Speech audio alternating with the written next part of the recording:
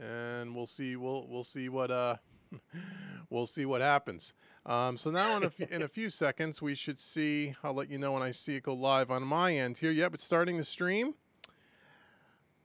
And we are live. So we are now on YouTube, and I'll keep my eye on the chat here. But yeah, if you're on YouTube, you'll see it. So welcome, everybody, to Home Recording Made Easy. And today is going to be a special event here. I have with me, if you're watching this in the archive and you're not watching this live, you may know the fine gentleman sitting directly in front of me or on your screen to your right, and that is Mr. Khaliq Glover of KhaliqoVision.com. Khaliq, how are you, my friend? I am doing wonderful, my brother. I'm so excited and happy to be here because, you know, I've been kind of a hermit, just hanging out around all these computers and electronics. I'm like, hey, I got to be with some people, get some vibe going. That's it. That's it. You know, it's a funny thing because I'll let you know as people start jumping into the chat, and we'll kind of circle back around. But one of the funny things for people watching this after the fact is that Khaliq and I hooked up on Skype, I don't know, about a week or so ago. We've been kind of following each other online. I would kind of see him in different live streams and say hello to him on the chat room. He would say hello back, and we finally said, hey, we should probably introduce ourselves and talk outside of just in a chat room. And we got into, we hooked up last week on Skype, and we were just kind of introducing each other to each other and just kind of talking and rapping about the music business and stuff. And about, halfway through the conversation, Khaliq says to me, oh, I should have recorded this. This is such a good conversation. We talked about a whole host of topics. He said, oh, we really should have recorded this. People would have loved to have been a fly on the wall and kind of hear what we were talking about. So I said, hey, why don't we schedule a time where we can come back on YouTube Live for everyone. We already have 15 people watching here. I'll say hello to you guys in a second, and just kind of have that conversation again and talk about a whole host of different topics that's maybe off the little beaten path to what you guys in the chat usually see when we're doing mixing demonstrations and plug-in reviews and all of that. We wanted to talk about some maybe a little bit deeper topics and talk about the music business and mixing and engineering and home recording and all the stuff that we love to talk about. So I'm very honored to have you with me, sir. For those of you that are watching this now that don't know Mr. Glover and what he's done in the music business, you ought to go Wikipedia and see what he's done. He's got a long list of credits. And one of the first things I'd like to ask you, Khaliq, if you don't mind, because I know most people know who you are and know some of your history, but for the people who don't, tell me a little bit about how you got started and some of the things that you've done in the music business that most people would probably know, because I know there's a long laundry list of stuff, but if you don't mind embellishing on that, that would be wonderful. Okay, cool. It's so funny because when David and I were first talking and everything, we had such a similar journey. It's like, man, I feel like I'm listening to my own story. When I was listening, I asked him how did he get started, and we were going back and forth. But it was very similar to yourself. You know, I started out as a musician. I was a guitar player in many bands. I'm originally from Pittsburgh, Pennsylvania. Now I'm in Los Angeles, California. But I came to California, you know, with the big dream of getting success, breaking through. I came out with a band that was like a band that was it was actually two bands merged into one. So we had like 13 playing members and then 3 people. So 16 people in this one band, really. Wow. 2 guitars, 2 basses, 2 drummers, 3 horns, 4 singers, and various other stuff. So anyway, came out here and then we went through our thing, but my band we ended up going separate ways because I just had different vision of where I wanted to go. So I've always been a songwriter, and I ran into this guy that was a publisher, these group of guys. They had an old home recording studio. And those of you that are old enough, they used to have recording studios that was on a thing called tape, first of all. I'm old enough. I'm old enough. I remember that. And then there was a company called Tascam that had some great stuff and everything. So they had a whole completely Tascam outfitted studio that was pretty decent. And I just got in there and started teaching myself how to record my own songs because I was trying to break through as a songwriter or something like that. But a guy was watching me for a couple of years, a guy named Jay Antista from and he was working for a country music legend, a guy named Kenny Rogers. Some of you may know who he is if you're old enough. Other ones, if you don't, he's a country legend. So anyway, he's like, well, listen, I know you're doing your music thing and all that, but we got an opening here, and if you just want to come and see if this might be something you might want to do, maybe you might want to learn about engineering. I've been seeing you teach yourself how to do your own stuff. You're always in the books and manuals. You're crawling in when you don't know electronics, or you'll get on the phone to me. So he admired my work ethic for trying to get forward even when I didn't know anything. And I say all this too to let everybody, I know a lot of you are starting on your journey. Some of you are at different places, intermediate, advanced, or whatever. But I say that because I didn't know anything. I was a dumb guitar player. All I knew how to do was plug in my pedals and plug in, that was it, the phone jack, guitar to the amp, and that was it. But I took a drastic path when he let me get in there. He said, just get some coffee, keep people with things that they want, do some runs and stuff like that, and see if you like what's going on. I was hooked from there, and that led to me working there for about 5 years, where I was lucky enough to get to work on projects with Michael Jackson. The first project I worked on with Michael and his brother Jermaine was a song called "Tell Me I'm Not Dreaming," Sure. and that just blew me away. But then I got a chance to work with Michael Jackson and Quincy Jones and all them on the classic "We Are the World," when they did, because they did all that starting at Lionshare. They did the final big vocal session that you always see at our A&M studios back in the day. But everything else was done at Lionshare Studios, and I was the youngest guy there, so I was originally not on that project. But Humberto Gatica, which is another legendary engineer, was what knew my work ethic and was watching me. And there was so many things going on that project. There's like, Khaliq's ready. I want Khaliq on the project. So even though I wasn't signed on it, I was requested to be on it. And then, over the years, that led to a lot of other things, so I got to work with Donna Summer and just, a lot of different people like that. Moving fast forward, I decided to go independent. And when I went independent, I got to work with a lot of different artists and everything. So I'm not trying to name drop, but my biggest things that I'm proud of is over the course of the years, I got to work with Justin Timberlake. I got to work with Prince at Paisley Park Studios. We basically lived at Paisley Park Studios for a few years, working with him, and just numerous other artists over the years. And that's kind of been my journey. And through this changing music scene that I've seen, I've been trying to transition back into getting back to more of my, I love the technical stuff and the engineering and mixing and all this, but I want to get back to a blend of where I started. That's also being a musician and creating music. So this is kind of why I started watching yourself and Johnny and all those. I wanted to learn a little bit more about Studio One, because to me, Pro Tools has been my main tool. That's the main industry standard for, recording and mixing and all that from that point of view. But from the creative point of view, from production, songwriting, and things like that, I think there's nothing better than Studio One out there. So that's kind of where I'm at now. I'm a student all over again, learning from yourself and others as well. Oh, I appreciate that. So, so you went from being a guitar player, and then somehow, some way, somebody sees you, and the next thing you know, you're in a room with Michael Jackson and his brother. Talk about a break. I don't know. And then you're talking about in the early '80s, probably, right? At that time, yeah. Like, so you're talking about the height of the Michael Jackson. Thriller was 82, 83 in that ballpark, right? So you're talking about at the height of that time. Wow, what a break that must have been. That must have been.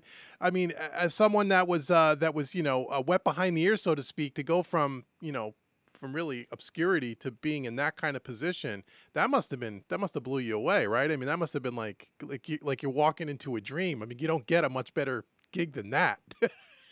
In more ways than one, because David, I wanted to pee my pants. Yeah.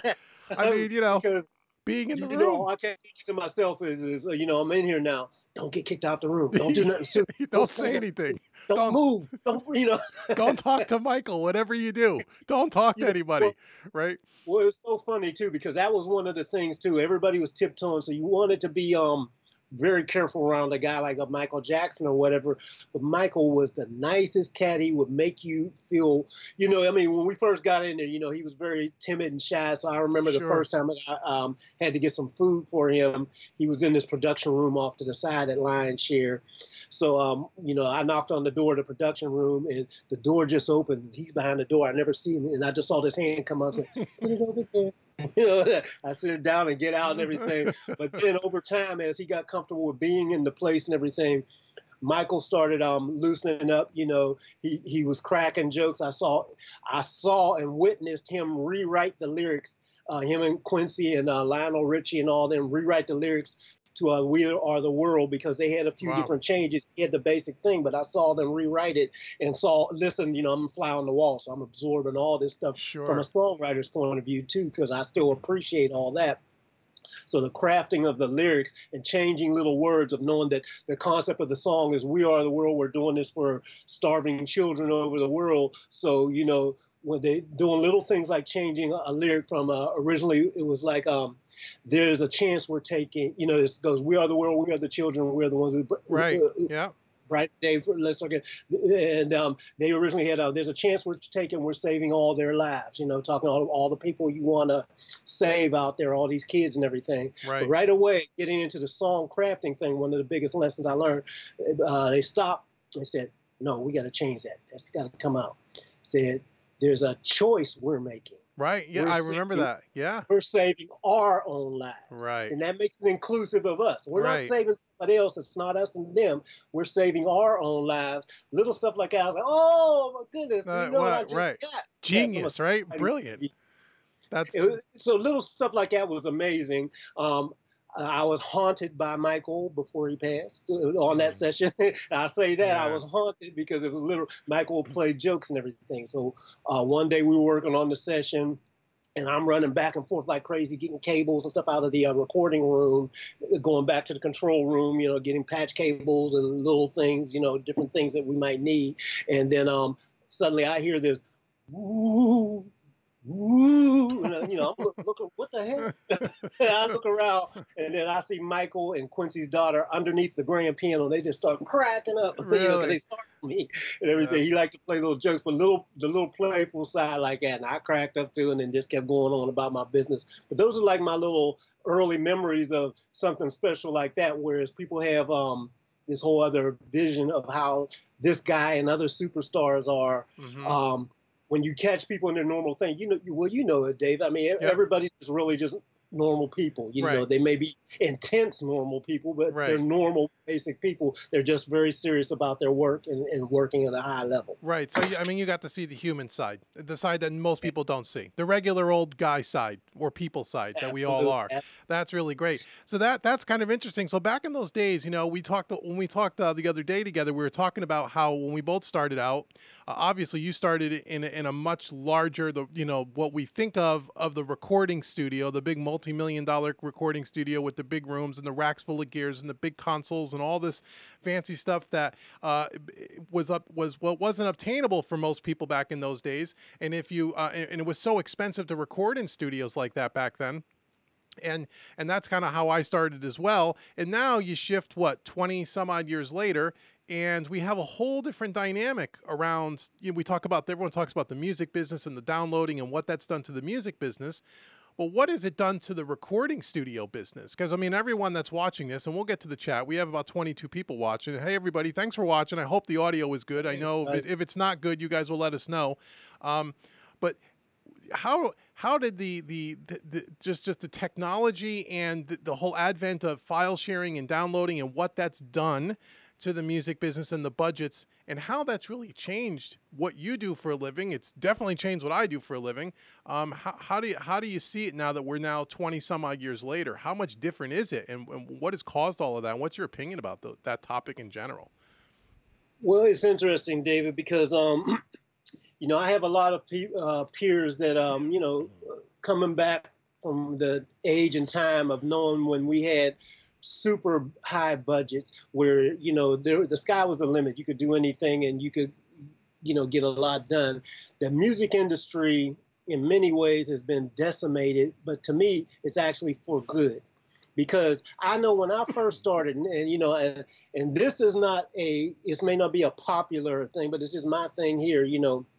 I started music when I first started because of my love. in Right. my heart, I would have done anything for free just to do it and get it going. And I always try to remember that that's what got me in the doors, was not me coming in and being this great technical guy with these great skills and everything. I didn't know Right. crap. You So weren't that that you didn't weren't get like me in that the door. back then. You were new, just like Yeah, everybody, right? You were starting out. So the doors open up when you lead with your heart, Sure. and so that's what I did with everything. And so now, fast forward, 30 plus years later, and I'm doing the same thing again now. With this is the reason why I love sharing my information and everything. I was watching you and Johnny, the thing that you guys did on the interactive thing, and I think that's so Mm, cool to let people come in, because one of the things that I feel is definitely getting lost out here, and this is what I make sure you and I talked about it too. We have a different way of teaching our students, because sure. we're not just teaching them to throw on all this stuff for no reason. You got Right. to understand, why are you doing things and in what order to do them. And when I look forward now and everything, I'm saying, okay, here's what's missing conceptually. It's not about the gear. Conceptually, it's about the journey. So the journey, when I say that, there's several journeys that we all take. So my journey in the studio was to learn how to just be in the studio, to Right. not get kicked out, first Right. of all. And that same thing, even though there's not a lot of people out there, we got the same thing now. If you've got clients, or you have somebody send you files or whatever, you got to know when to inject yourself and when not to. You've got to be open to understanding that it's not about you. It's Right. about, Right. yeah, and so that's the biggest thing, because that's what it was back then. It's like, when you get in there, it's all about the client coming in there and serving them, serving the song, serving the music and the situation. Take yourself out of it and anticipate. Hmm. This is the same thing that we do in mixing with songs now. Nowadays, I don't do recording anymore. I basically do mixing. Somebody will send me this stuff, and then the first thing I'll do is before I even do anything in mixing, for example, I just do a ton of listening. First of all, I'll reacclimate myself to some reference stuff that I know, but then I'll really get myself into what I'm getting ready to do and let the song talk to me. So that's where the music industry is kind of now, where a lot of people are getting in and they're just digging in and they don't know why they're digging in. So they'll right away start putting on EQs, putting on Right. compressors, doing this, that, and the other and everything. Whereas, because we didn't have that luxury back in the day, we had to pick and choose when we were going to use a compressor, because you might only have, one or two of a certain thing that does what it does well. So you Right. had to make a decision and understand when and why you were going to use it. You Right. do this compressor, I know, works good on both the kick drum and the bass and the vocal, but I only got one in this particular studio I'm working in. So which one am I going to use it on? You got to make a decision, Right. and Right. so Right. Right. reasoning has to come out. Right, right. Yeah, so a couple of things you said that are interesting points for people that are watching is one,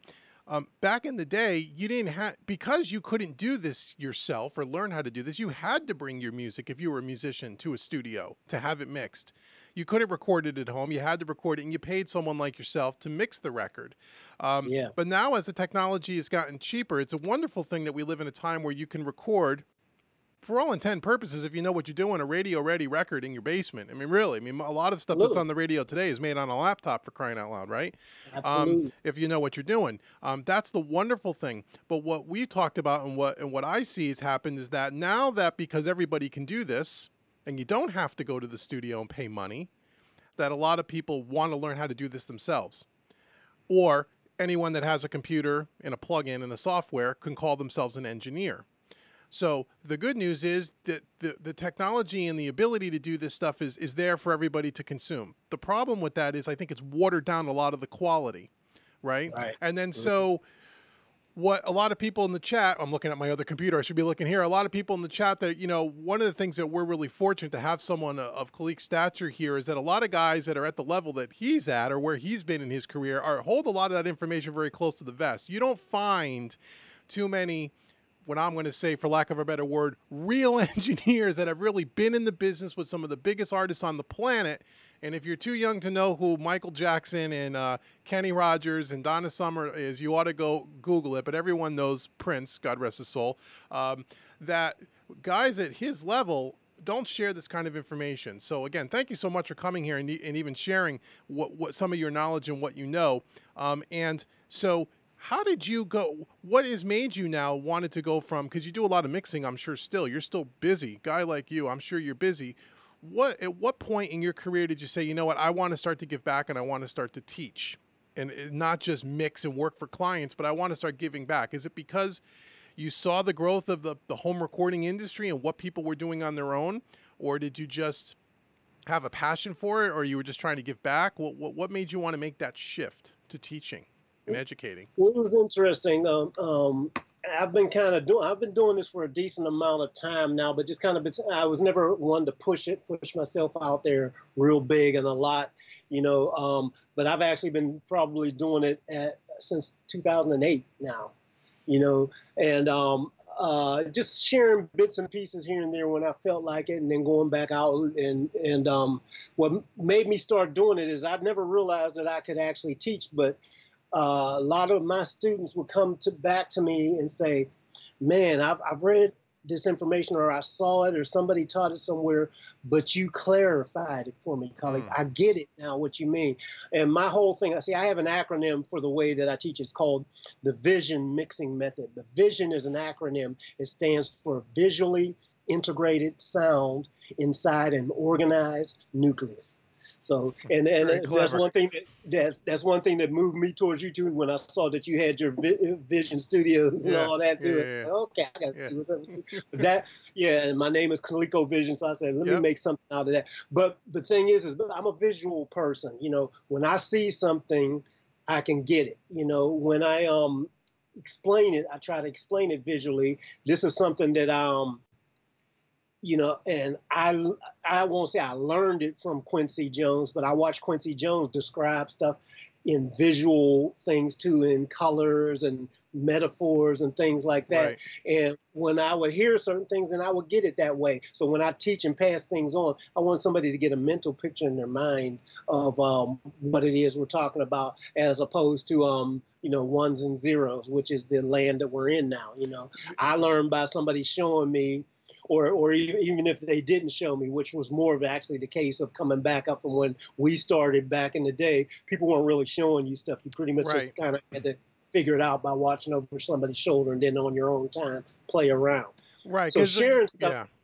Right. Well, let me say one other thing too, real quick. Sure. Sharing stuff is a big deal, and one of the biggest lessons that I learned about that, because I was looking and searching at the time, and I have to take my hat off and give the utmost respect to Dave Pensado, because anybody that knows Dave Pensado, you think that he just came out with Pensado's Place and stuff like that, but no, he's been sharing since the bulletin board and forum days and old school days. He will tell you exactly what he uses, and this was before plugins and stuff like that. Even he'll tell you it didn't matter, because the bottom line is anybody that's secure in what they do, they don't mind sharing, because nobody is you. They don't hear the same way. My head, the way it's shaped, my ears, the way they're folded, and then my life experiences are going to trigger a whole different set of things in me that nobody else will ever hear or feel the same way I do. So there's no danger of me telling you exactly what I do, and you're going to do it, and you're going to emulate it exactly and not get the same results. So there should be no fear. So that's what made me do it. People told me, hey, Khaliq, we like the way you teach. We seem to get it. You do this well. And I was like, oh, really? Okay, well, I like that, because I like, helping people. Right. Well, there's a couple of things. One of the problems that a lot of people have today is because back in the day, like with you and with I, we started as interns. And so you had the opportunity to sit in a studio and watch somebody, regardless if it was Quincy Jones or someone else, watch somebody do their thing and take mental notes, and have the opportunity, if you were lucky enough to get in there and get your hands dirty at one point during off hours and stuff like that, where you had some of that on-the-job training, I guess you can call it. Whereas today, because of the studios not being around anymore, and those internship programs are so few and far between and almost non-existent in a lot of parts of the country, that where do people learn today? To me, their internship is YouTube. For better or worse, and so now that, now they have not just one person or two people showing them, they have tens of thousands of people on YouTube that are showing people different things. And that's a great thing. Many times conflicting too. Well, then that's the problem. So the problem is now, and we chatted a lot about this the other day, which was, again, the great news is the information's out there and it's free, and you don't need to be an intern in a studio. But the downside to that is there's so much information out there. And a lot of it is conflicting. Some of it is just downright not factual, Yeah. right? And because again, anyone with a laptop can call themselves an engineer, and they try to, teach people who are true beginners that are maybe frustrated trying to get over the hump, and they're listening to bad information and getting even more frustrated. And I know that because I get emails like that every single week from Yeah. from new people that say, I'm just so frustrated, I don't know where to begin, and we got to try to right the ship and get them back on track. And that's just due to the overabundance of information that's out online, and people that have never worked in a studio go, well, where do I start? I don't know what to do. And they find Yeah. a channel and they just start going. So one thing that you said that really resonated with me, and what I talk a lot about on my channel, and people in the chat I'm sure would be able to confirm, is that the word vision, which I think is ironic that it was in my business name, it's in yours. That, and I'm always talking about, again, when we pull up a session, the very first instinct everyone wants to do is they just want to, let's go to the browser and what EQ do we want, and let's start picking plugins. And Yeah. we haven't even listened to anything yet. So one thing that you Right. said that I think people, if you didn't hear him say it, you really want to pay attention, is that he does a lot of listening, right? You said you're doing an immense amount of listening before you even touch anything. Just pull the faders up in Studio One, Pro Tools, whatever you're using, and do a lot of listening. And I think that's something that should be, if not step one, it should be step one, step two, right before you do anything else, is to listen. And when you're going to use a plugin, there should be a purpose, or as I used to say, you should be listening and have a vision for what does this thing need, or what is the vision of your client, or if it's your music, what do you want this thing to? What's the sound in your head that you're trying to come out of the speakers? And then we can start the whole list of, okay, how do we start going about that? But I think that's Yes. a lost art in that. There are so many choices. There are so many plugins. There's so many good-looking things on the screen and nice GUIs and all of that people forget to listen. Yeah, Yeah. absolutely. And plus, David, the order in which you do things is so important. I do mixing Mondays with Johnny Gibe on his thing I've seen now. it. Yep. Yeah, and one of the things that I mentioned to him that I'm very big on is start with the end in mind. You have to have a vision of what the final thing is. So this is why I do a lot of listening, because that leads me to, well, what is the end supposed to sound like? Right. And I'll give you a great, for instance, too. I was watching the thing that you did with Johnny Lipscomb, and the interactiveness of that the song that was it had the strings and the jazz whatever. tune. Yeah. Yeah, it was a great. That was a great. The jazz kind of jazzy feel with the live instruments and everything. But right away, and I love that you guys kind of let the audience do things and mention things. But then the other lesson is, well, while you're doing all this and you're trying to get this big, massive kick drum sound or perfect cymbal sound and things like that, or strip out leakage and things like that. And I love when you corrected people, or Johnny or whatever, well, not corrected, because there's nothing that's wrong There's with any not, of it. Good to think of it all. But the thing is that you got people back on task to say, well, okay, for this type of music, it's Right. okay to have a little bit of this or a little bit of that. Right. Why are we putting this on here and everything? Right. Well, this kick drum doesn't need to be like in a pop song where it's right in your face. So maybe we don't want to do all that we would normally do for a song that's for another genre. Right. This is a type of thing. So little stuff like that is when you listen to the song and know what it really needs at the end, to get kind of a vision from listening to it, it'll actually talk to you and tell you what it needs and more importantly, what it doesn't need. Right. What not to do. I equate a lot of what we talk about in engineering, because you're a guitar player, I'm a guitar player, so I'm sure you would relate to this. It's like playing an instrument, right? So what you said a little earlier, I have no problem, and, some of the greatest guitar players in the world have no problem teaching you how to play and showing you exactly how they play the biggest hit on the radio that they wrote in their bedroom, because they know that even if they show it to you note for note, you're never going to sound like that guitar player. And that's not a bad Right. thing. That's just factual, right? Because the tone Yeah. comes from here. It doesn't come from Yeah. the amp and the pedal and the guitar. On some level it does. But most of the tone starts in the hands. And so Yes. even if you're Prince, and Prince was a wonderful probably one of the most underrated guitar players on the face of, well, Absolutely. I mean, musician in general, the guy could play everything, right? I mean, he played every instrument Yeah. pretty much, but a fantastic guitar player. But even if he sat in a room with you and taught you how to play just the simplest lick, you could never sound like him.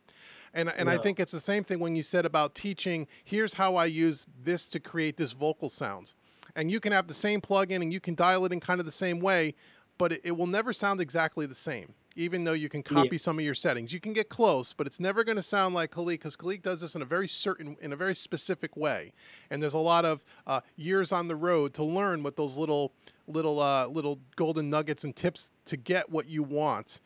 So I thought that was a really good point. And the same thing, like you said, doing things with a purpose. And I think that's a lost art form. And a lot of beginners would say, because in that example you talked about in the jazz track we did, some people might say, well, they may listen and go, I don't know what is it supposed to sound like? And they draw a blank. They don't know. Well, I don't know what it should sound like. And then I say, well, if you're mixing, in this case, we were mixing jazz, before you start mixing that song, be a good idea to go call up 4 or 5 jazz records on iTunes and listen to Right. what that genre is supposed to sound like. If you don't know, or you're not familiar, if it's not your comfort zone, go listen to that music, and don't listen to it as a fan. Listen to it as a technician. Listen Right. to the Right. kick drum. What does the kick drum sound like in these 5 jazz tracks? You're probably going to notice that, oh, it's not Metallica. It's a pillowy kind of a laid back thing. It's not in your face. It's not driving the song. It's not hip hop, right? Right. How do the guitars sound? Where do the vocals sit? How much reverb and delay are on the vocals, on strings? And I know every record will be a little different, but right? Would you agree that when you listen to a handful of those tracks, in this case we're talking about jazz, now you have kind of some references to go back and say, okay, now I can start to shape my sounds that kind of sounds like that. So you're not Right. way out of the ballpark, right? Absolutely. One of the lessons that I learned, because when I was working at Lionshare for Kenny Rogers, we did all kinds of stuff. So, David Foster lived there, for example. So I got a chance to work with him, or a lot of things like that. So these big hit pop projects that were huge and everything, where the drums might have a real aggressive beater attack on the kick drum and things like that, real bright snares and things like that. But then I started, I was also, when I went independent, I did a lot of work for Motown and Mo Jazz when they had that label and stuff like that. And then it was a whole different thing, because then I'd start hearing, oh, no, wait a minute, that kick is too aggressive sounding. Then he would explain to me, he said, for this song and where it should fit, the kick drum should sound more like a poof. He said, a poof. Yeah. And I'm like, that's a word, it's like a pillow. Poof. Pillow. And I'm like, okay, Yeah. so I got to get the concept. So then I think back, okay, so then the other ones I was playing, the pop songs, rock, they were more about, smack, knock, hit, metal, aggressive, whatever, more like a tick, whereas they want to poof. You use those sounds like that, and I would get into my mind, well, what does that mean? But I form something and kind of see what the envelope looks like. Okay, the kick drum on that needs a little more rounder here and here, as opposed to here, Right. So little things like that gave me a huge thing. But let me give you guys a interesting thing though, because sometimes, now you're very lucky now. You can call up stuff in iTunes or Spotify or go, a lot of different ways, Pandora or whatever. You can find different things to listen to different styles. But if you're in a situation where you can't, back in the day, you really couldn't. Many times something would come in and you wouldn't know what the heck you're getting until you put it up in the studio. Right. And I'll give you a perfect example. I worked with a Japanese artist that came in one day, and he did, this is going to be amazing. He came in and he told me, I'm a Japanese water artist. And I'm like, what's that? Okay, well, tell me more. And I'm thinking, what the heck? I don't know what that is. He's like, yes, I make my music with water. And I was like, well, how is the first thing that came Right. to my mind. Right. Okay, so then he explained to me, yes, and so he pulled out some of his tracks and everything, and I found out he just went all over. He went to the beach and pounded on the sand with different types of things. He went to the edge of the ocean and waited until the waves came in and splashed them in different ways. He took water and filled it up into different things and beat on stuff like that for tones and stuff like that. He put it on, but everything was based with water. Now, Right. here's the obvious question. Well, what the heck is that supposed to sound like in a mix? Right. I don't know. Can you tell what does water music sound? I don't know. Right. But I had to figure it out. But this is what I say. So when he gave me the tracks, the music will tell you what it wants. Right. So I listened to it over and over again to just kind of get an idea of where things should go. Because right away, initially, I mean, we're on the consoles and everything. So initially, the main thing that we used to do back in the day, you don't do it so much in DAWs anymore. If the music was recorded well, you hope that it was recorded well. You can put the faders basically up at 0 or at least across. Unity, man, and kind of it should come up into a decent balance if it was recorded well. Right. So that was the thing I did, was put it up and everything. And but what I found was well, that didn't work because it's water, so it's going to have different amplitudes. So some things needed to be recorded hotter just to capture it, but that's not where they were meant to sit in the mix. It's kind of like a hi-hat, when we used to on tape, you had to record the hi-hat real because else it'd bleed across tracks and the hi-hat. So it's kind of the same thing. So that didn't help me much, but I just played it back and listened to the tracks and started hearing, okay, I can hear where a chord is forming from this water. There's a chord going with the way he put those things, and he's got a rhythm going in the way he's beating. So he's got several things coming together. How are they coming together? What is the pulse? What is the groove going? Then so gradually it started coming in, and the music started talking to me and telling me this part needs to be a little louder. This other one's support underneath that. Right. Here's the full pulse of the whole song. And then, see, this is how you get mixing going, as opposed to, I didn't immediately go on and say, okay, I need to put this kind of EQ on this one. I was going to say, right, everything you just said, we didn't touch nothing yet. We just pushed the faders up and listened, right? So how on average, would you say, how long are you listening to something before you're kind of getting all this thing going in your mind and you're kind of thinking things through, maybe taking some notes?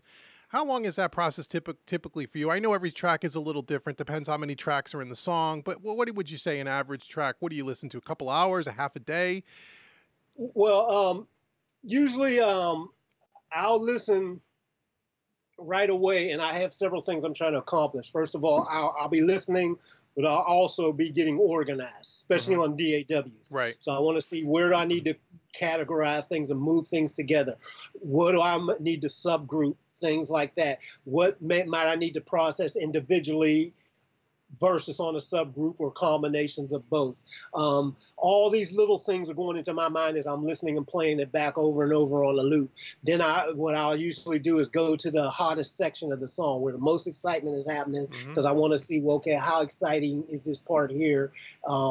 And where did it come from, and where does it need to go, so I can be sure do I need to build in a journey into this song. Right. So there's a lot of things. So many times I basically use the Abraham Lincoln method of mixing, I guess. What that is Abraham Lincoln said, if I had 6 hours to chop down a tree, I would spend 4 hours sharpening the axe. There you go. I sharpen my axe by listening, getting organized, seeing if I need any edits. So I need to chop out where there's noise, see if there's any, if I need to strip silence anywhere, if I need to move envelopes down, fades and things like that, if I need to make things cut off at the same time, if I need to trim up attacks and stuff like that. Yep. I hear ground buzz and little funny anomalies and loops, Right. So first few hours are definitely spent doing that more than anything else. So you're doing a lot of the technical stuff, and while you're doing that in the DAW, you're listening and you're thinking and you're putting that vision together in your head of, okay, what's the end game going to be? While I'm cleaning up things and getting things organized and maybe getting audio routed and all of that stuff. Absolutely. So here's a part that's very important attached to that too, because see, we have dual hemispheres of our brain. So one side is going to be analytical and the other side is creative, and you never want to try to mix the two right away. Even though in life we do always do that, but the bottom line is that first hour I'm thinking of the technical stuff that I have to approach but I'm trying to stay in creative mode before I actually start doing technical. It's because I don't want to be trying to do something creative and then have to break the creative flow to do something technical, or to be Right. doing something technical, and then have to break that to try to get creative. I want to have a game plan so that when I'm in one mode, I'm in that mode, and then when I'm in the other mode, I can shift into that other mode uninterrupted.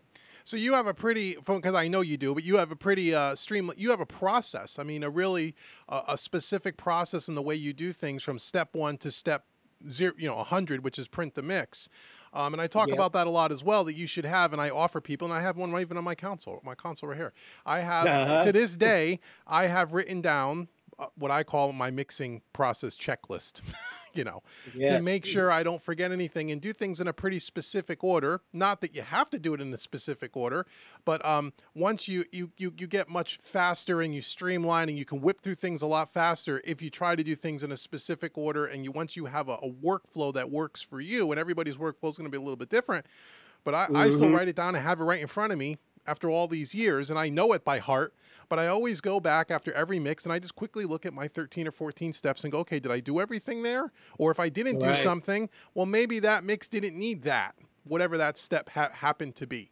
And I urge everybody to do that, to come up with a workflow that works for you and to write it down. And Yeah. have a real process when you're beginning your mix, as opposed to just kind of moving things and doing things and all over the place. Because what you'll find is, even though your mixes may turn out okay, but they're going to sound disjointed, right? And they're not Yeah. going to sound, you're going to lose, you're not going to be able to develop your sound as an engineer, as we talked about earlier. Just like the guitar player has his own sound, well, you as an engineer have your own sound, Right. and you get that from developing that workflow. What that the first thing you do is you're listening, you're doing all that cleaning up. What's like the second and third thing in your process? And I know you have a sheet that, and I sent out. If you're not on my VIP, I'm looking at the chat again. The chat's here. If you're not on my VIP email list, you need to be at homerecordingmadeeasy.com, because I sent however many thousands of people got that email where Khaliq was so kind to give us his roadmap of his workflow and his mixing process, and a very graphical, easy way to understand. And I gave that all to you for free. And I'll send it out again maybe tomorrow. So if you're watching this broadcast and you're not part of my email list, go to homerecordingmadeeasy.com, get on the VIP email list. It's completely free. You're going to get 5 free products from me from doing it. You'll also get that email and also a link to Khaliq's site, so you can go check out what he's doing as well. But yeah, if you want to give us maybe what's kind of the next step after you kind of got everything organized, routed, you kind of got it in your head. And we're talking about the DAW world now, not back in the good old days. Well, what is kind of your next step? Do you have a certain set of instruments you gravitate towards? Does it change from song to song? What do you kind of do next typically?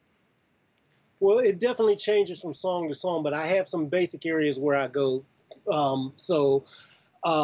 One of my things, I have basically a 3-stage process. So like that sheet that I gave you guys to check out, that's just kind of an overview checklist that lives within that process. But basically, like in the first stage of the process, I'm getting structure going, and what I include within structure, as well as getting organized and getting things set up. Then I go to targeting what you're trying to do to get things to sit in the right place, like EQ and things like that. Mm-hmm. I'm going to think of that, even though EQ may not necessarily be the first thing. My mind will go there, because I know a lot of times, people have the wrong concept about EQ, and they don't realize where EQ started from. And EQ is not just an entity. The word means equalization. Right. So what that was to equalize out the balance structure of the frequencies. You got faders that you equalize volumes to get them right. That's your mixing faders, your amplitude and stuff like that. But EQ is meant to do the same thing on a frequency. If the frequencies are out of balance, too much of this one frequency is sticking out, or not enough of another one, or what, you're going to equalize to get everything to sound as close to its natural self as it's supposed to sound. Right. What the natural instrument should sound like when there's no filters in between, other than direct from it to your ear. So a lot of people forget that that's what EQ is for. So it's not to make something brighter. Right. It's not to make something more bassy or whatever. Right. When you're listening into a room, in a room to a bass player, a drummer, or a guitar player, whatever, and you're hearing that coming directly to your ears and everything. You don't turn up any switches on your ear to add or whatever. You're just listening, enjoying what that natural sound is. But recordings being the process that has built-in flaws in it, the capture may not have what it needs to accurately capture that instrument unless you have the skill like a Bruce Swedien or a guy like that who knows the perfect mics to get where he hardly ever needs to use EQ or compression. Right. Bruce Right. says that right now, and you listen to all the old Michael Jackson stuff, and the greatest selling album of all time, Thriller.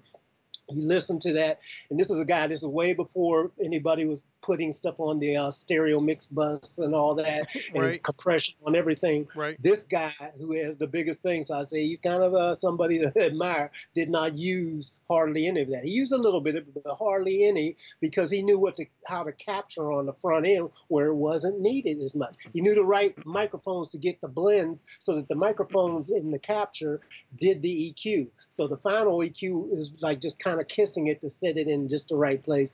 The stuff is sitting there. He knew what preamps and different things to go through and to send it through a chain that would, when it's going through the chain, it's actually doing a form of compression as well as it's going through tape, so another form of compression, right, and going through transformers, et cetera, et cetera. These guys know all this stuff, so they know what to run things through and how to run things through where you're going to need to have a minimal impact on the back end. Now, in the DAW, all DAWs are trying to do is replicate that process. And many times, this is why I say if you start with the end in mind and work your way back to what you're dealing with, you can make decisions like, well, okay, I'm listening to this one sound. Well, first of all, I got this style of music, and see, I like what you guys did when you put that thing on there for that jazz track, and you decided to run it through a 2-track half-inch tape on this mixed bus. Because back in the day, that's what we would have done, right. Or even today, if people were still doing it, knowing that running through that adds a different thing. It compresses the final thing, and it adds coloration, and the way the tape may have been set up and biased and everything else, it's going to add something to that that's part of that whole process that becomes part of your mix. Well, taking that down back through the track level, okay, I've got this kick drum and I'm listening to the kick drum and the capture's good. It sounds, in fact, Johnny Lipsham said it. He said, man, the kick drum sounds really good. The captures were really good on that and everything. So then, like you guys probably doing when you're going on your own, you would think of things like, okay, well, the kick drum sounds good, but what kind of quality do I need? Somebody else may be reaching for, well, I'm noticing that the kick drum is silent here. I was looking at the levels on the meters, and it was averaging around -12. But occasionally will peak up above that. And so you want to keep it right around where its average is and everything. So, okay, I could immediately go for a compressor and squash it down in there, but the style of music that I'm doing, maybe a wiser thing is to run it through something that will automatically kind of do that. Maybe I should run it through a tape emulation on just that channel that squashes it down a little bit, puts it a little closer to that average, then I don't need a compressor. Right. Yeah, it's funny. And that's probably the number one thing that I teach now when people ask me about it, is this is a great segue into this whole analog style plugin. Now that we have all these plugins and replicating the old gear, to try to impress on people how I try to look at my DAW like like we were in a real studio with analog gear, and I try to set my DAW up in that way and think about those plugins the way we would have done it 20 years ago in a studio. Where you talk about a lot of people don't realize that when you run, signal through a tape machine, through a console, whether it's plug-in or hardware, through a mix bus, through a tape machine on the master out tape machine, you've already got now 4 layers of compression on some level before we've even put a compressor on the track itself. Yes. Right. So you have all this little bit of compression and what these plugins do and how it can kind of shape the sound before you need to EQ or compress the track. And I think that's, to me, I think that's a big missing, a big hole in the internet education community, where because these plugins are so popular and because people want that analog sound, although some of them don't even know what that is because they've never really listened to an 1176, a real hardware. So they don't know what that's supposed to sound like. But that's Right. kind of the craze now, right? The craze, everybody wants to take all these vintage style plugins and they want to make them sound good. And what a lot of people get frustrated with is that they realize that just simply by taking those plugins and slapping them on the track doesn't fix the mix. The way you use those particular plugins is needs to be done in a more specific way to achieve that kind of, for lack of a better word, old school sound, right? So when we Hmm. think about tape, well, what does tape do? Tape is a compressor, really. It can be an EQ on some level, depending on the tape machine, the speed, and all of that. And it's not, and yes, it does add some color.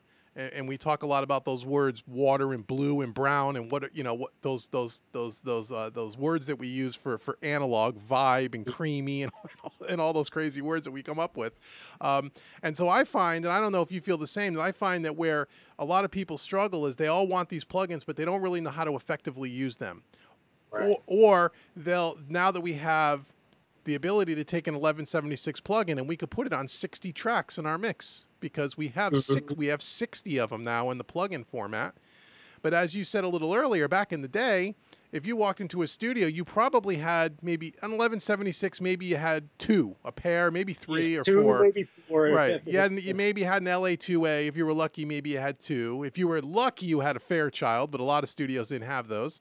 Maybe you had a couple of Pultecs, a DBX 160, and there's a couple other choices pieces of gear. But what you had to decide was, okay, I have two LA2As. I got a 40 track session in front of me. Where are those LA2As going to go if I'm going to use one? Because I can't use them on all 40 tracks like you can at a DAW, right? right. Because the LA2A or any compressor hardware has a sound to it that, it doesn't just compress. It does compress just like a stock compressor, but there's a tonal characteristic to that plugin, that LA2A, that is different from any other thing on the market. And so, Right. and it's unique, right? So if we want a unique LA2A sound, we have to decide in our mix, where does it go? Because I can't put it on 40 tracks. Right. And that's a whole different thought process, which is different than when you first get into digital recording and you're using stock EQs and stock compressors because you put them across all the tracks. But Hmm. if you do that with an old school like an LA2 or 1176, if you put them all across the tracks, well then all that uniqueness went away because it all sounds the same, right? Yeah. Nothing stands out. I mean, how do you Yeah. feel about that? How do you find now working more in the DAW with a lot of these types of plugins as opposed to the good old days when you worked with the hardware? How do you think about it? Is it pretty much in line with what I said, or do you think about it a little differently? What's your opinion on how you use those kinds of plugins today?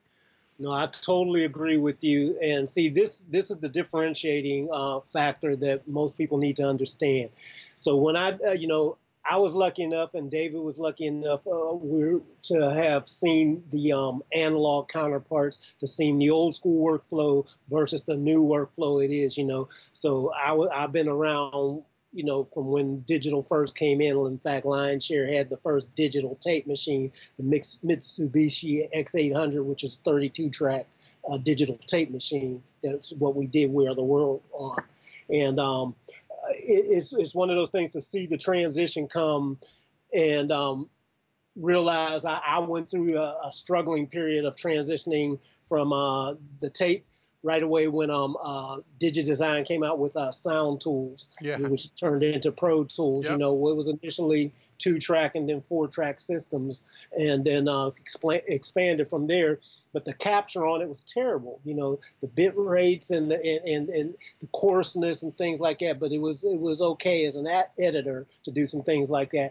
Now, when I think about some of the stuff that you were mentioning, and putting things on and making a choice and all that, the differentiating factor in all this is knowing and being ready to make a decision why, when, and why. So take, for example, you say the LA2A, and in the studio, if we only had, one or two or whatever, we had to choose whether, okay, am I going to reserve that for the vocal or the bass, for example, because we know it works great on both of them. That's right. Okay, but it's not as simple as that because there's subtleties, So say, for example, it depends on what kind of song is it and how aggressive is the vocal. The LA2A is going to be a slower way of grabbing it. And plus the LA2A, a lot of people don't know it. They think that when they're turning up the input, it's going to be like say if you got an 11 to 76 and you adjust the input on that, that also affects the threshold of how and ratio at the same time. That's right. Of how it's squashing and how aggressively it goes. Right. Whereas the LA2A,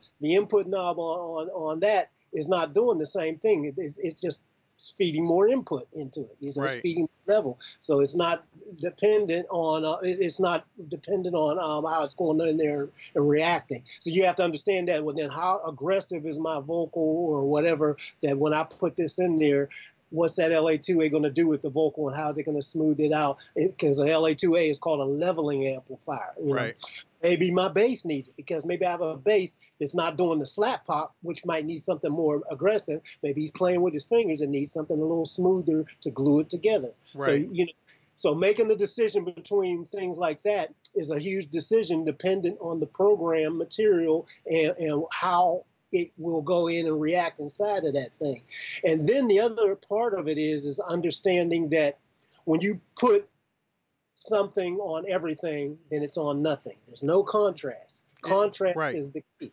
You know, when we recorded and everything, the only constant was we were going through a board. So if we were doing everything through a Neve, every channel had that Neve sound. So when it came time to mix, to not make everything have that same Neve sound through the mix, we used outboard gear to put some inject colors, that contrast with the whole Neve basis, but a couple of things sticking out because of the contrast of going through something different is what made you have the depth and the punch and the width and all the other things that make old school records sound amazing without having all this stuff on every channel. You know, there was some pretty good sounding records from the past. Wouldn't you agree? They didn't need all that stuff. So that means to tell me that the theory is flawed. If you think you actually need to have all that stuff, you should do. It's nice to be able to do it, but it's not always necessary. And it's actually the more processing you do, the more we still don't realize that these machines, these DAWs,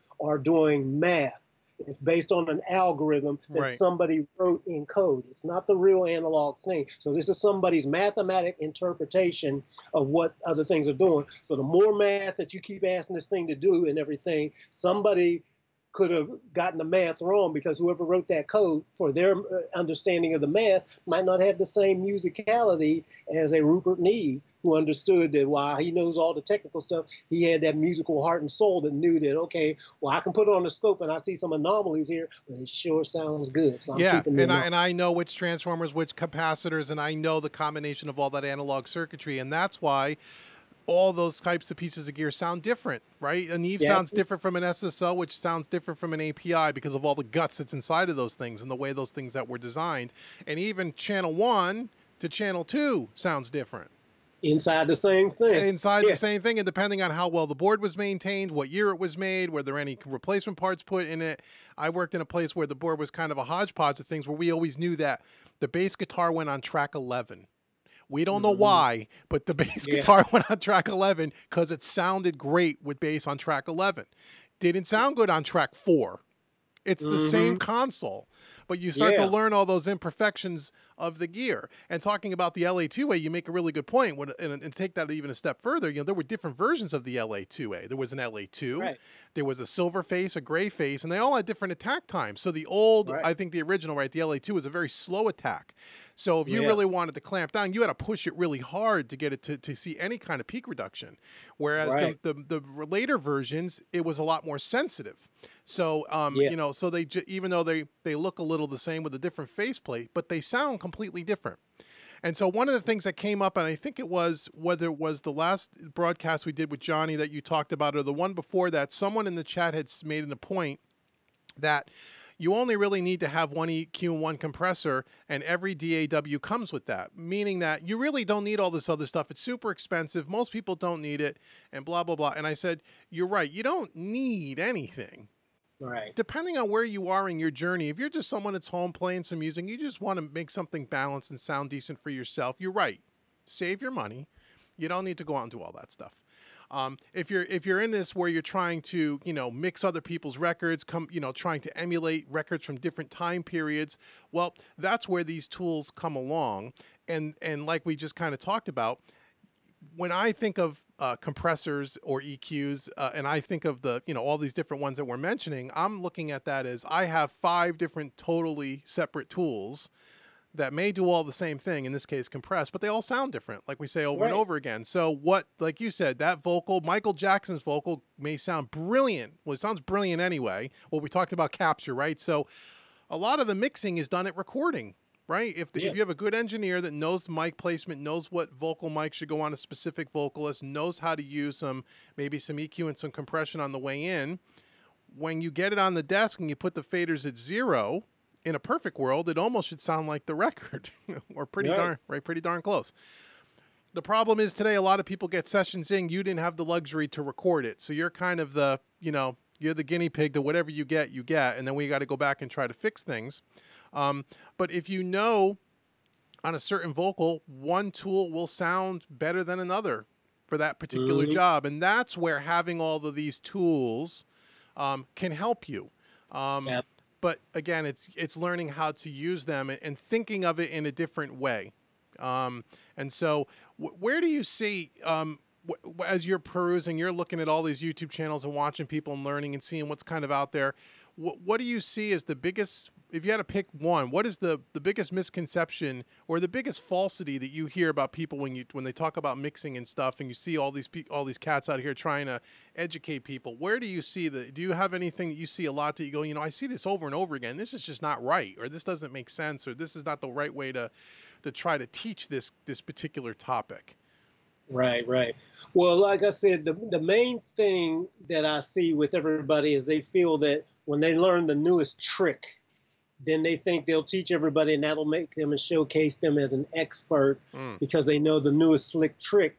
And then, I don't like to put anybody down because everybody has their own journey, and even if they're not there at the particular time, most people, if they're serious, eventually they'll get there on whatever their path is supposed to take them on. Sure. But the bottom line is that you out there, that you guys are learning and everything, it is really your responsibility to go the extra mile, depending on what it is you're trying to do. Now, if you're just like David said, if you are a hobbyist, for example, you're just doing this for your own enjoyment. You're not trying to be like us and be actual engineers, right? Or you're not even trying to go out and be an artist. You just have some talent. You want to put your stuff down. You want to sound good and competitive. You want a few draws to drop when people hear your stuff, and that's good enough for you. If you sell a few of them at your gig and all that, I'm okay with that. But I'm not trying to go out and get a deal or anything like that unless it just so happens by accident. Most people are living in kind of that place. They're in the category that I call the musician engineer, right? Because everybody has their computer now and they can do all this stuff and everything. But if you want to go to that next level, then you have to get some tools to give you little things like the contrast. Like for me, when I was coming up and it was all analog gear and I was poor as dirt, didn't have any money, and you could only buy hardware. Every piece of hardware gear that was out there that was worth anything was $2-3 grand, and I didn't have no idea how I would get it, but if it meant enough to me to take me to that next level, I would find a way to come up with that $2 or $3 grand to get one piece of hardware. I remember I got this one EQ. It was called Medici by Rupert Neve. It was a special thing that he made, and it cost over $5,000. But I had to have it because at that time, we all know about Rupert Neve. Now that I got it, though, I started learning about manufacturer hype. They'll sell you the newest thing and all that, and I'd realize, this 1073 and all the other things I had, just as cool to keep them, But I needed the Medici at the time. I came up with the 5,000 plus to get it. I used it on a few things. I made my money back, and then I sold it and got rid of it, Right. You got to do things like that to get to that next level. Get a core group of plugins and really learn them. And you can get demos on pretty much everything. Right. So take some time and actually learn it. If you have 1176s and you got the different colors and faceplates and everything, we said, well, it's an 1176. Or even if you got they had the old school what was that one that came with Pro Tools? Oh, the yeah, the Bomber 76 or Yeah, 76 yeah, yeah, Bomber. Yeah, ball the pack. black one. Yeah, yeah, yeah, yeah. Yeah, yeah. Yeah. So I mean, it looked like an It 1176 and looks like all one. that. So, and I used it, and I got some use out of it. But Yeah. one day I did a video. It's on my YouTube channel somewhere where I did an A/B comparison. Hmm. And when you hear that compared to the plug-in by Universal Audio, It's which is different. going to be as close to the hardware as you're probably going to get, then it was just like, okay, that thing, it looks like it, but that don't mean it sounds like it. Doesn't Right. mean it reacts like it and Right. everything. So it's kind of doing same thing with all these Pultec emulations and Hmm. all these other things that are out there. You have to get familiar. It's your responsibility to actually learn what they really sound like, just like we did with hardware. When we Right. were in the studio, we knew that there was one unit that sounded better than a couple other units. There was one unit Absolutely. that was great for certain instruments and all that Right. because we learned the sound. We didn't know why, but when you put it on there and then another time you switch it up and be like, oh, wait a minute. What did you do different? You say, oh, this Right. is in the other. Oh, I like that one better. Right. Right. Yeah, we did that a lot. We have a show that we do once a month with Johnny and myself do. We have a new show called That Plug-in Show, and we do exactly Mm-hmm. what you just said. We did it. I think a couple. Johnny might be in the chat room. We did it. We did the Pultec. We did the Universal Audio Pultec, the Wave Pultec, and then we also did the one by Studio One, the new emulation on the series, the new Fat Channel, their version of the Pultec, and we compared them all. Mm-hmm. We put it Mm-hmm. on the same source material. We A/B back and forth for probably 20 or 30 minutes, and what we learned is that they all sound different. They're similar, Yeah. but they're different. And on certain things, we thought one was more appropriate than another. But we also Mm-hmm. thought at the end of the day that, and I've always said this, that because I'm a big Universal Audio user, but I have all these other plugins, not more for teaching now than for anything else, to do these kind of comparisons. That to me, the Universal Audio stuff seemed to have the more depth, and it sounded to me what I used to hear when I used to use a real Pultec, more so Right. than the other two. Right. Not that the other two were not any good. They were different. They didn't sound as authentic to me. They didn't sound to me when I hear EQ and compression now. I think of it from a depth perspective. I hear the depth and the tone. Right. More and some of those other plugins don't always get there. I agree. I think it's the person's responsibility to take the knowledge that we're giving, but really at the end of the day, you have to sit down with whatever plugin you're going to use, and you got to twist all the knobs, and you got to put it on a whole bunch of different source material, and you have to learn what it does on different things. And then Yes. remember, all the things that we teach are really just guidelines. There's really no rules in any of this, and that's part of the problem. If Khaliq or I can hand you a list and go, just do this, and you're gonna have a record on the charts, well, then everybody would be doing it. The Exactly. problem is it's not that simple. So all we Not can it. do is give you our experiences. This is what's worked for us, and then you have to take that and somehow make it your own. And that's the beauty of it. But that's also, I think, some of the frustrating part for folks is because it's not as easy as just put a Pultec here and an LA2A here. It's not that simple. But I guess that's kind of why we keep motivated to keep doing what we're doing, to try to find better ways and more easy ways and more effective ways, I guess is the right word, to educate people on this style of mixing, because I really believe it's a style of mixing. When you talk about working in the analog plug-in realm, it's a different way of thinking. At least A hybrid way of thinking. Yeah, for me it is. It definitely is. And so it's always that challenge, that how do you more effectively convey this stuff so people can understand it and digest it in a way, and then have some success with it, so they don't get frustrated. Because what I get, and I don't know what you get when you get your emails from your followers, I get a lot of folks that are just frustrated, that are just, if they're surfed all over the internet. There's so much information, as we talked about earlier, that they just get confused and frustrated, that they just can't get it to sound the way they want it to sound, and they don't know what to do. Right. And they don't know what to do.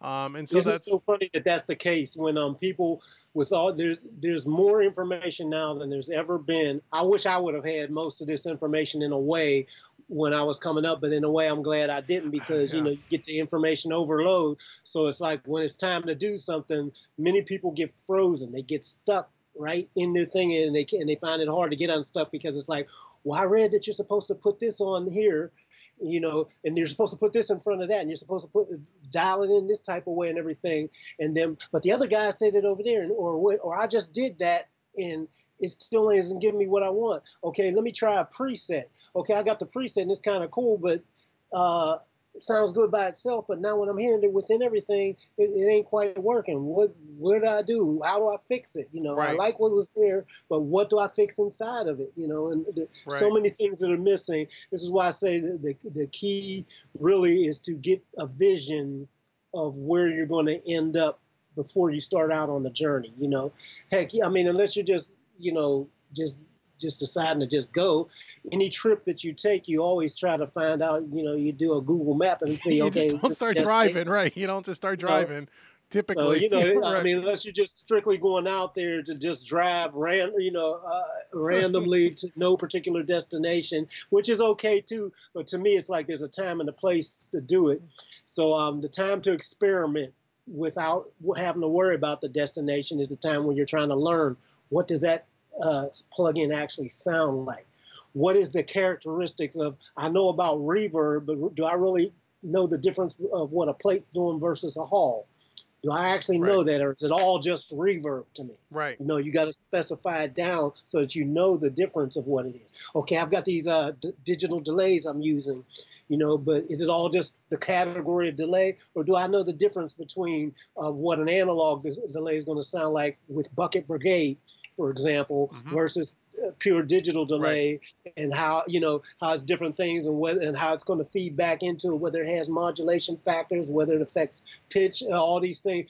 There's categories in there that a lot of people are skipping over because they just stay up here in the high bird's eye view, and you've got to start digging in when you're serious. So even if you're not trying to become an engineer like we are, or you're not trying to do it professionally, if you just want your own stuff to kick up to that next level, this is the type of granularity that you have to get to make you stand out from the. It's just getting more crowded every day. Right now, as we speak, there's Sure. more and more people going out here buying these laptops and Yep. iPads, everything Yep. that come with something that they can make music, and they think they're a producer, an engineer, songwriter, and they're your competition. And you know, so you got to get the little stuff that's going to make you stand out consistently. That's the key too. Not every now and then your stuff sounds good, but then you got something else and it's just out of there. You know, I used to have that problem, but now my stuff is pretty consistent. Most of the time when I do stuff for people, a lot of times what makes me very proud is when it gets to sent to mastering. Mastering always says we didn't have to do that much, you know, because There you go. I learned over the years about getting my stuff to where it's going to be good. And I also learned the balance because we went through a thing where it started transitioning where mastering engineers didn't want you to do anything to your own stuff. Leave it to us. And then I Right. found out that was a mistake because I used to do that, but then I'd be like, what happened to my mix? And somebody else had Right. their own thing on there and I didn't like it. The client didn't like it or whatever. So I've got a balance that I'll leave enough room that if something needs to be done, they've got a little bit of room to work with, but I don't leave them the whole ship and not give them anything on there because the sound that I deliver to you, I know is almost there. There's been a couple of albums where I did where it got sent to mastering, and then when they went back to the artist and they said, well, "What happened?" You know, it went through the mastering. He said, "Well, take all that off. We like it too before we Right. did anything." Right, You right. Yeah, know, that's a very good point. It's just like we always talk about making sure the capture is, you don't want to fix it in the mix. You know, we always talk about that. We want the capture to be as close to the mix as we want it to get. And the same thing, we want the mix to sound, when the mix is done, it should sound like the master. It's the record, pretty right? much. I mean, you know, I think there's a misconception with mastering. I've noticed over the past couple of years that a lot of people think that mastering can make a bad mix sound good, and that's just not true. Not true. Mastering really is a way to, if you're going to master one song, if you just have one song, it can all be done in the edit screen and mixing. I mean, it'll all be done on the master bus. You don't need to bring it to a mastering suite to do that. Really, where mastering becomes more powerful, in my opinion, is when you have a collection of songs, a body of work, an album's worth of material that were all recorded at different times, you know, it wasn't, you know, maybe in different studios and stuff, and you're trying to balance not only the volume, the perceived volume from track to track, but you also, when you listen to those songs one after the other, that they sound like it's a cohesive body of work that may have been recorded over 2 years worth of time period, but sounds like it was all recorded in one session, really. Right. And really, from a tonal aspect and EQ perspective, to get that thing to sound cohesive, that's really what mastering to me is, as opposed to just, well, just put a limiter on it and jack it up till it's almost hitting the red. That's not really mastering. So just like we say, make sure your capture is as good as possible, so there's little mixing to do. Well, your mix should be, it should be done. There should be almost no mastering to be done unless you're going to take a body of work and make that all sound cohesive together. Then now you're talking about something completely different. And to me, that's really what mastering is. So what do you think? We talked a lot about what people should do, what they should do, how they should get into the granular detail, how they take the responsibility to learn these different things and not just rely on what you saw some guy on YouTube say. But what do you think? What's your opinion as us as educators? Now that we're not just mixing engineers anymore, now we're teachers on some level. What do you think as we can do better as a teacher and as an educator to set these people up to be successful? Because that's the thing that I struggle with all the time on my channel, because I, trying not to talk over people's head, understanding my audience of where they are in their journey. And I know they're all over the map, but assuming that a lot of people are in that beginner, intermediate, 1 to 2 years worth of experience, maybe. What do you feel we could do different to be more effective? So that when they come to us, they know that if I just, I'm getting the real stuff here, and I don't need to be going searching all over YouTube, because we got the right stuff right here. Right. Well, and you and I talked about this previously too. For me right now, I'm right in the process because what I found, and like I said, I've been doing this now for a decent amount of time, but there's a lot of people that don't know about me because I don't, I don't do it like say as often as yourself and some other people that are doing it out here. I just kind of randomly do it when I have time and feel like doing something. But it's up to me now to do things a little more regularly. And also the other thing is that I'm finding is when I first started sharing and teaching information, I was basically giving people what I thought they should know. I gave them a few things, and now that I've become a better teacher, I found out that it's not so much what I think they should know, because there's too many ways that can go. What I basically do now is give them a where they can get from point A to point B on certain things that'll keep them going in an upward trajectory, as opposed to random tips. Because everybody's doing random tips out here, so there's thousands and thousands of random tips. But like you said, you put them all in that one big basket and everything. Nobody knows which one to pull out at which time. So what I'm doing with my vision mixing method is leading them through a step-by-step process. It's like, okay, start here. And the first one that I start with, like the first stage is structure, and phase one of structure is organization. So I'm gonna teach them, okay, here's what happened. I just got a song in, and I did this on a couple of case studies when Johnny Gabb and some of his students came in, and I took a couple of songs and said, okay, here's what I'm hearing now. I'm listening for this, or here's what I'm seeing in the session. The session, if it's all over the place, if certain things are out of, I didn't even go through the full process, but what I do in structure is like I said, I'm going to listen first. I'm going to observe and see if there's any problems. I'm going to make some notations. I'm going to do things like we used to do back in the day when we had tape machines and we had the studers. The first thing you had to do is store markers. Yeah. So to know the structure of the song, so you can navigate the session quickly, get to where you needed to go within a couple button presses, and little things like that. These are things that are not being taught that I think are very important, because it can keep you going, knowing how to conceptualize the song, knowing how to ask yourself the right questions to find the strengths and weaknesses of each part that you're listening to, knowing how not to get stuck in soloitis and get the world's greatest kick drum sound, world's greatest snare drum sound, all that, and you don't realize that you're missing the whole song. Right. So that's what I loved about what you guys were doing when I was checking out some of the stuff you did, because it's very valuable for them guys to see that, okay, we're doing all this, but why are we doing this? Or if you did agreed or didn't agree, you guys would tell them why. Well, here's why I agree with this. Well, here's why I disagree. I wouldn't do this, but let's go ahead and do it anyway because a couple people said, okay, let's see what happened. Right. Okay, all these things are in a step-by-step manner, or what lead people to, okay, now I get it, and I've got it forever now. Right. So I know that every time I do something, I've got it forever. What's next? So then when I go to the next stage, okay, let me show you how to think about targeting the different things so that you can get things in the right place in the panorama, in the right place in the frequency spectrum, and in the right place in the contrast spectrum. Right. People are learning all these things about dynamics, and everybody rode the wave of I'm going to put on a multi-band EQ on everything. I was hearing that, and I got so tired of hearing that. Now it's everybody's using saturators and stuff like that, but you don't know why.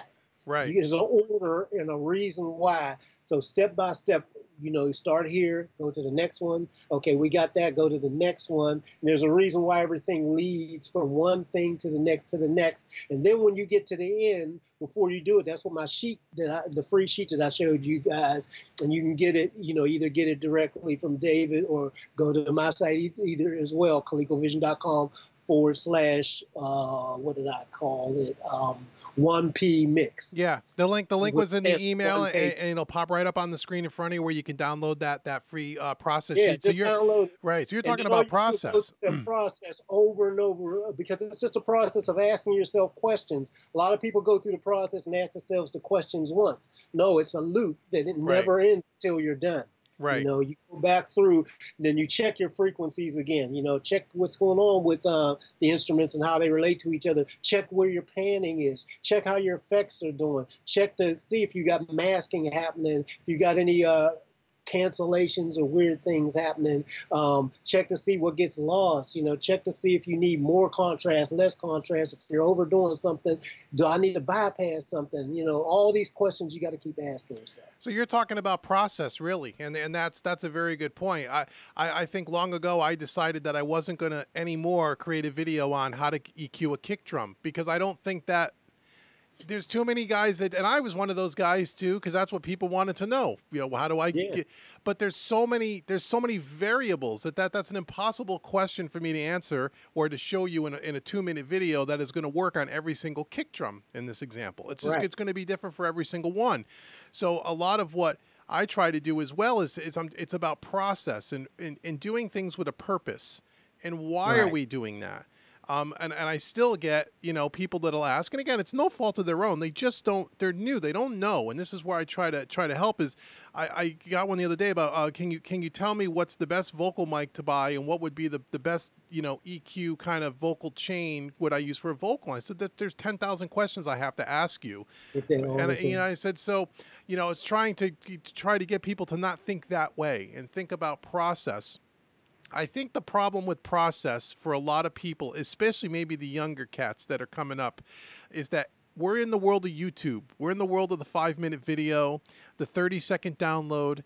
Everything is instantaneous. The social media, everything is, I want my answer now. I want to know now. And no, I can't listen to your 20-minute explanation on this. I want to hear it in a 2-minute YouTube video, because that's the mentality that we've gotten into today. And I always say I can't, and I used to get criticized a lot, and probably still do, that your videos are just too long. And I said, well, I can't teach you a 20-year craft in a 14-minute YouTube video. I just can't do it. These things take time. If I was going to teach someone how to mix a song in a video format, it's a minimum of 4 to 6 hours. It takes me 4 hours to mix a song if I'm not trying to teach anybody. If I got someone sitting here asking me questions, you're going to double that time. But I think a lot of folks, everyone's so impatient today. They want everything now. And they want, they want these small little, like you said, tip videos and how to get there. And I've stopped doing that about a year ago. So I'm not going to do that anymore. We're going to talk about process, and we're going to talk through things, and we're going to like you would if you went to school. It's not going to happen in 10 minutes. And for some people, they like that kind of education, and some people, they just it's taking too long. And I said, well, if you're not willing to put the time in, then you can't expect to get any better. It's right. It's just like the guitar player analogy. You know, you want to be a great guitar player. It's 10,000 hours of Yeah. disciplined practice. If you want to be an okay guitar player, it's 5,000 hours. And if you just want to be a guy who can just strum 3 chords, there's nothing wrong with that. But that's the 10-minute education, right? Yeah, So exactly. it depends That's a on great where you analogy. want to be. If you all in the chat want to be at Khaliq's level, well, then you got to mix thousands of songs. You got to be willing to dig into the textbooks, if you will, open up the manual on the plugin, learn what all the controls do, and spend countless hours tweaking things and listening and making notes and mental notes to learn what this stuff does. And eventually, you'll get to the point where instincts will take over, and you'll know if I have this certain female vocal, I know that this particular version of the 1176 sounds good on that because I've done it 5,000 times and I know what it sounds like. You don't even have to think about Well, it anymore, right? yeah, exactly. Well, see, the thing is that hey, y'all, just you gotta ask yourself, what kind of person are you trying to be in this space? What's the rush? There is no rush. Right. I mean, if you're serious, I mean, like me, I've been doing this for years now, and I still, I'm still learning all the time and relearning, or sometimes just now getting some things that I learned even decades ago. I'm just now, I might have been doing it for years, but just now getting to the level where, okay, I really got it dialed in now. Things like we talked about a compression. Usually that's the last thing that people can develop where they can really hear it. It took me Absolutely. years to actually get it. Even though I've been using it all along, I got to admit the first few years I was using compression, I was just turning it until I thought I heard something that I kind of liked and went on. Didn't really know what I was hearing or doing, Right. but I just, that was it because it's a process to learn that. No, And, you're absolutely right. I think compression is the hardest thing for anyone to learn. It took me a lot of years to know what to listen for, and I'm still learning. I don't think you ever get there. And I think this craft again is no different than anything else. It's a journey. You're never finished. You'll to your dying day, you'll never be the best. There's always going to be someone better than you, and there's always going to be somebody behind you. And it's just a matter of where you are in your journey. And I think the majority of people, at least the people that follow me, I think a lot of folks, I would say 75% of them probably are just looking to make their own music just sound better. They're, well, they're that's the not, they're key. not, there's nothing wrong with that. And they're not looking to be a professional engineer. They're not looking to charge, people for money to mix projects. They wrote these songs. They recorded their band. They're getting their recording chops together, and they just want to make it sound decent enough where they could put it on their website and be proud of what they did. And if that's all you're going for, there's nothing wrong with that. Well, then that's one path you'll take. Maybe a shorter path, but one set of steps you'll take. And then there's other guys that I know. They want to make money at this. They want to break into the business. They want to do this part-time as an engineer while they're working their day job and maybe eventually quit their day job and make a career out of this. Well, that's a whole different line of education if you really want to do this for a living and be able Yeah, to compete. And it takes a lot more practice and a lot more discipline and a lot more drive to get to that point. absolutely. Anywhere you want to go is totally fine. And we try to, I think I could speak for you as well, that we try to teach in a way where, regardless of where you're at or where you want to end up, there's something here that you can learn, and there's something here that will be of some value to you. We try to cover, at least I try to cover all of those journeys for people. So whether they're an absolute beginner or whether they're a 5-year engineer that's been doing this, that hopefully they can learn something or take away something that's of some value. Yeah, yeah. It's the thing. Whereas, like me, I never expected to be doing this on the pro level. And if I would have stayed being a guitar player and just doing it for my own enjoyment because I just wanted, well, I was trying to get a record deal or something like that, but that wasn't in the cards. Especially the more I started seeing how much competition out there. I was a pretty good guitar player, and I was a session guitar player for a little while. Mm-hmm. Out here in LA, I could play decently enough to get in with some guys that could really play, but I still wasn't at that level because the level that I would have needed to have gone would have meant I would have had to master reading music, knowing how to play all different kinds of styles, and I just had my style. I could do a lot of different styles because I was relatively interested, so I learned a lot of different things that a lot of guys didn't do. But in general, when I would sit down and play with some of these guys who were the masters out here and see what they were really doing and see how far away I really was. Like, it's like, okay, you're doing okay, but when you see cats that are really doing, then they're just like so far away. Yeah. It's like, you know what? I'm okay going this other route now. And if I Right. wouldn't have made that decision, then I wouldn't have got this, and I wouldn't have gotten Right. the people that I work with and things like that to have a whole different set of stories. I Right. might have been crying, doing the story of, well, yeah, I've got my little um, trailer down by the railroad track Right, somewhere. right. With your guitar in hand, right, right. Yeah. You would have been a whole different set of circumstances. So tell people about. I know you're working on a course, and how can people get a hold of you to if they want to take some of your instruction, whether it's privately or whether it's through you. I know you got some new courses and stuff you're working on. You want to tell me a little bit about that? Yeah, well, I have my new course is coming up soon called the Vision Mixing Method, which is going to lead you step by step through the process of 3 stages that totals into 9 phases, and it's going to take you through everything from, like I said, starting out and dealing with EQ, dealing with dynamics such as compression and stuff like that, all the way through to using effects, and then all the way through to learning how to tie it in with automating and the things to look out for tweaking, and then finally doing your printing and all that. This is going to be an organized process, but I'm not going to worry about telling you guys about that yet, because what I want to do is I'm going to put something up here. In fact, this is for people that if you are serious and not just curious, I want people that are serious, Right. whether you're trying to, you don't have to try to be an engineer like me and David or anything like that. If you're just a musician and you want to make your stuff stand out from everybody else because the competition keeps eating up out there, we can do this for you. So just get on my calendar and let's talk. Go to bookme.name/Khaliq. Get on my calendar. I'll give you a free 15-minute sonic breakthrough strategy session to help you try to get kind of clear with where you're trying to go with your music, help you answer anything that's just fogging up your mind because you got so much information and everything. We just need to talk one-on-one, and I could probably help you. Or you can send me, my email address is on there as well too, Khaliq@khaliq-o-vision.com. Shoot me an email, send me your MP3 or something like that so I can listen to your music and just tell me, Khaliq, here's what I'm struggling with. Can you take a listen to my song and just tell me your thoughts or whatever on it and everything, and I'll listen, because I do this kind of stuff all the time. I've gotten some great breakthroughs for people and everything just by doing this process of sharing. And this is nothing. It's the best time to get me like this, and then I'll see if and how I can help you if you need anything deeper. Yeah, that's awesome, and I urge everyone that's watching this, whether it's live now or in the future in the archive, this will be up on YouTube by tomorrow morning for sure.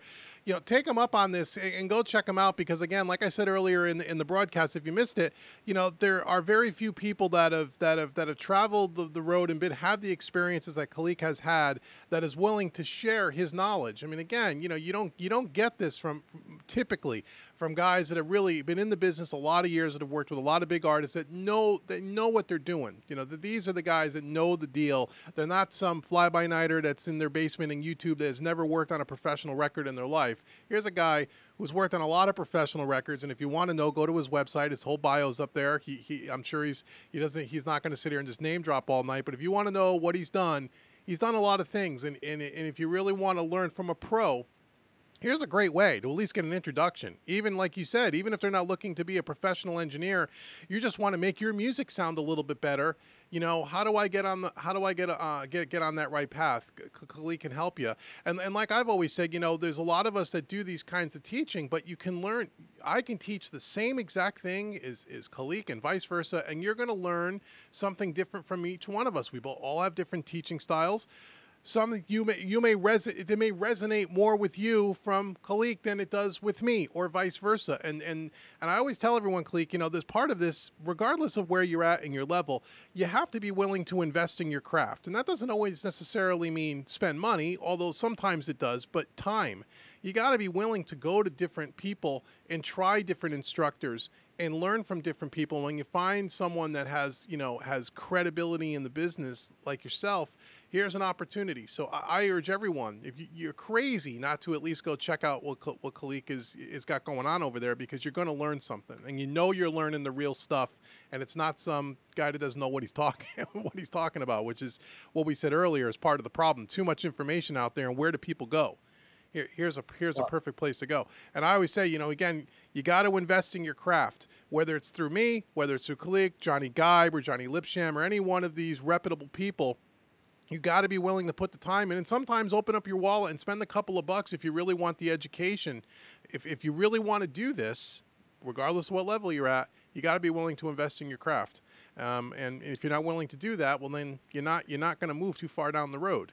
So you have to step up when it's time. So I think it's great. I want to do a quick shout out to Wood Beast on here, and Martin, and a few other folks that are on here too, because these are people that have been with me, and they've invested time, they've invested money, things like that with me as well, and getting great results. But what I want to tell you guys is this is just an investment in time. That's all I'm asking you to do.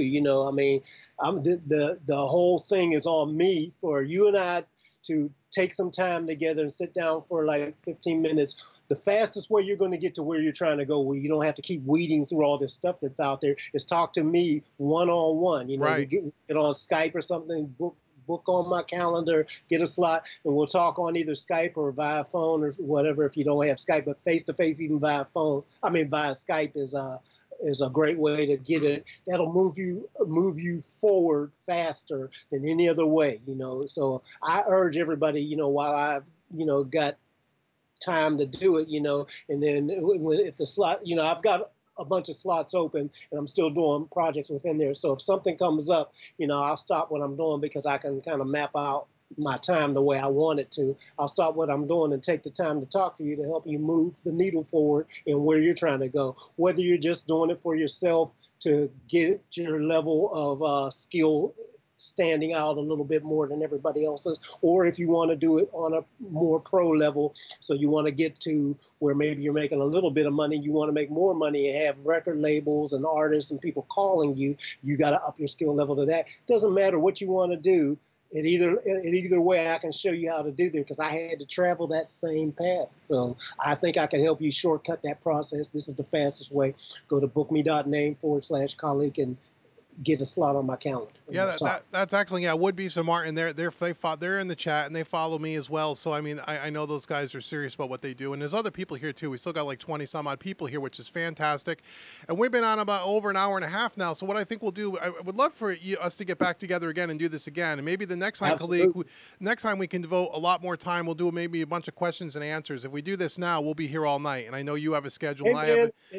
Yeah. There's something else. I thought about something too. Sure. Like I do mixing Mondays with Johnny Geib. Yeah. And it won't necessarily be every Monday, but I'll do it as often as I can as my schedule allows and everything.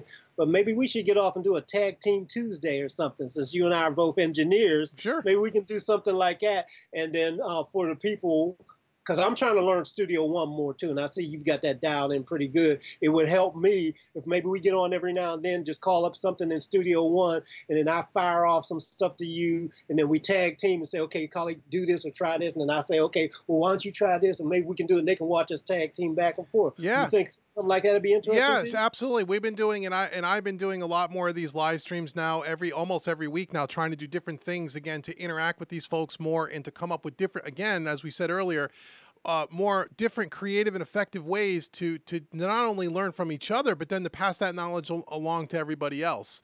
And by seeing people working together, and we all do things a little bit differently, they're going to pick up these little tips along the way. And, oh, wow, that was pretty cool. And we all learn from each other. And I always said, I'm always up for working with other people and engineers, because I don't look at it as competition. I look at it as it's an opportunity for me to learn something. I don't know everything. I'm not the greatest engineer in the world. Nobody is. And so, yeah, exactly. I think that would be a great thing. And I think we should get back maybe in a week or two, and where we can just take questions from the chat, because I know all you guys want to ask a bunch of questions, but we are getting close to almost 2 hours, and we want to kind of wrap things up. So I promise I'll get Khaliq back on here. We'll get on here together, and we'll do a big Q&A session the next time around. But this time we just wanted to kind of talk, because it was our private conversation conversation went very much similar to this, where we talked a lot about the industry and the teaching and the misconceptions and gear and all the kinds of things that we talk about on my channel. And we thought, geez, we ought to just do this live and let people hear what you guys talk about. You know, when we get together in private, we talk about the same kind of stuff. So I thought it was interesting, and I hope you all found it interesting. We still got the same amount of people here, and nobody left. So that's a good thing. That's cool. Yeah, that's cool. I love seeing my folks on here. I'm looking through. Yeah, this worked out better for me to look at some of the stuff on my phone. Yeah. Yeah, I look at it on two computers as well, as it gets too congested on one screen.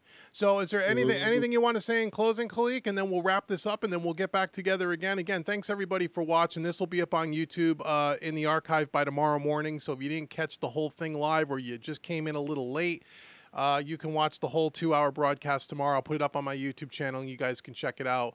And you can write down Khaliq's information here and go and hook up with them and get that consultation for free, which is very big of you to do that. Let me mention one last thing, sure. too, so just for anybody that most of the people that are on here that I see and recognize, they probably have already done this, but for a time until I decide to close it, my website is mixingacademy.com, and I'm giving away free silver memberships for a while because I'm on a members drive where I'm building it up. So if you guys are watching this and you want to go to mixingacademy.com and just sign up right there to get a free silver membership, and I have some free training in there that'll and then I'm actually building out more and more as I go along. You can use that in addition to David's training and a lot of other resources. It's just more stuff you have in your toolkit, the better it'll make you. So go ahead and go to mixingacademy.com and get on there and get the free silver membership. Yeah, that's awesome. Absolutely. I'm going to go over there and check that out myself. I may get myself a membership. Learn from as many people as you can. That's what I always say. That's what I always say. Well, this has been great, Khaliq. I really do appreciate your time and taking the time to chat with me. And I'm glad we finally hooked up in person, so to speak, and became friends. And I'm sure we're going to work and talk together about a lot of different things in the near future. So thanks for your time, man. It's really nice of you to spend time with me today. You're welcome, man. Thank you so much for having me on here. And I appreciate you, man. I appreciate everybody watching that keeps us, alive and vibrant and happy with this thing we call music. We just want to keep making it better. Let's make music great again. Yeah, right. All right, guys, until the next time, thanks so much. I'll see you guys soon, and stay tuned to the channel. There'll be more videos coming later in the week. See you guys later. All right, later, y'all. Oh.